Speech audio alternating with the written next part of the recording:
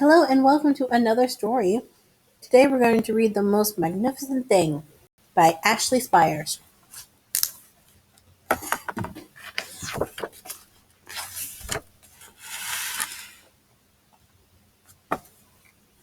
This is a regular girl and her best friend in the whole wide world. They do all kinds of things together. They race, they eat, they explore, they relax. She makes things, he unmakes things. One day, the little girl has a wonderful idea. She's going to make the most magnificent thing.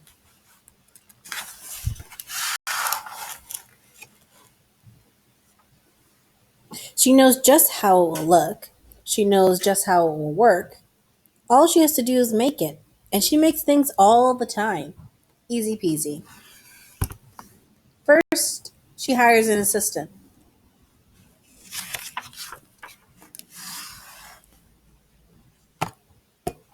Next, they gather supplies.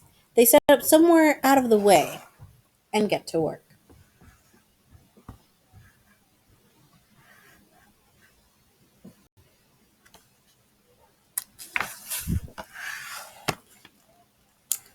The girl tinkers and hammers and measures, while her assistant pounces and growls and chews.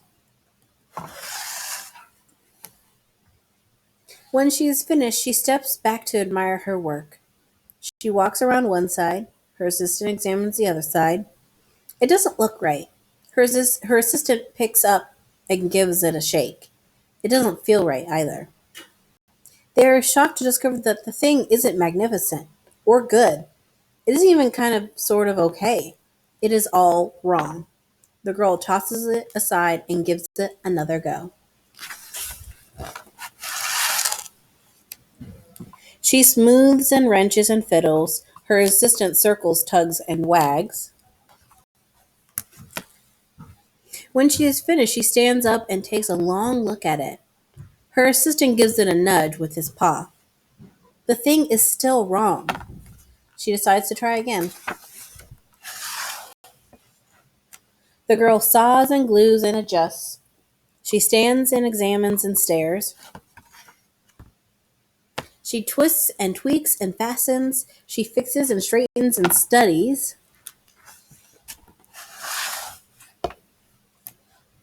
She tries all different ways to make it better. She makes it square, she makes it round, she gives it legs, she adds antenna. She makes it fuzzy, she makes it long, short, rough, smooth, big, small, and even smells of stinky cheese. But none of them are magnificent.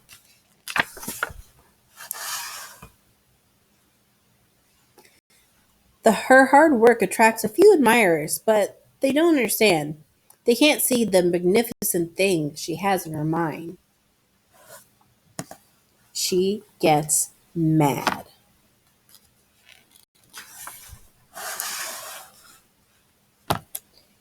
The angrier she gets, the faster she works. She smashes pieces into shapes.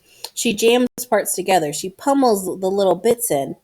Her hands feel too big to work, and her brain is too full of all the not right things. If only the thing would just work.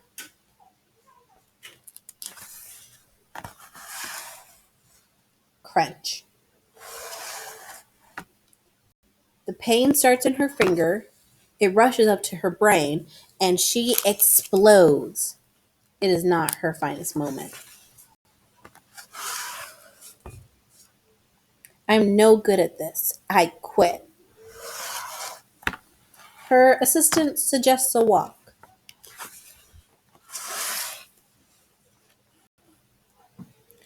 It's not much help at first.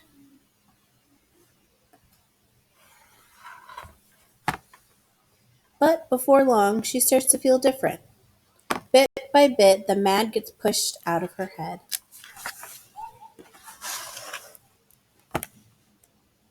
As they stroll along, she comes across the first wrong thing she made. The bad feelings are about to start all over again. Then she notices something surprising. There are some parts of the wrong things that are really quite right. The bolts on one, the shape of another, the wheel to seat ratio on the next. There are all sorts of parts that she likes.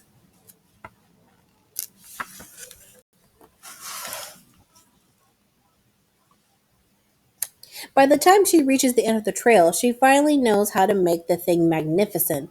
She gets to work. She works carefully and slowly, tinkering, hammering, twisting, fiddling, gluing, painting. Her assistant makes sure that there are no distractions. This is the perfect thing to ward off bears. This will stop that leak. This one's a little wet.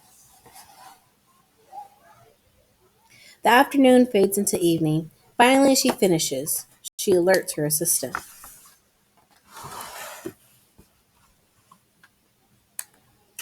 The pair take a good long look. It leans a little to the left, and it's a bit heavier than expected. The color could use a bit of work too, but it's just what she wanted. They climb aboard and take it for a spin. They are not disappointed. It really is the most magnificent thing. All right, and that was the most magnificent thing. Thank you so much for listening.